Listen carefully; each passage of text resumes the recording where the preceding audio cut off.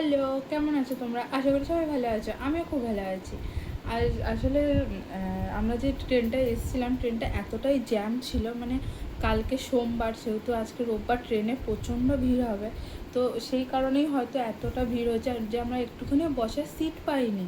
আমাদের পুরো 2 ঘন্টার জার্নিটা পুরো মানে দাঁড়িয়ে দাঁড়িয়ে আমাদের আসতে হয়েছে। মানে পায়ের অবস্থাটা পুরোটাই খারাপ। আর কোমরটা তো আমার যন্ত্রণা, মানে কি বলবো, তোমাদের কিছু বলার নেই। আর মাসির তো শরীর এমনিই ভালো না, মাসির পা পুরো ফুলে, মানে তোমাদের দেখালে হয়তো তোমরা বুঝতে পারবে যে কীভাবে পাটা ফুলে গেছে। যে একভাবে দাঁড়িয়ে দাঁড়িয়ে কাজ করাটা, মানে একভাবে দাঁড়িয়ে দাঁড়িয়ে থাকাটা তো আর মুখের কথা নয়, তাই না? তো তার তো আর কোনো উপায় নেই, তাকে তো কাজ করতেই হবে, শরীর ভালো হোক বা খারাপ হোক, তাকে তো কাজ করতেই হবে। যাই হোক, এখন বাড়ির পথে রওনা দেবো।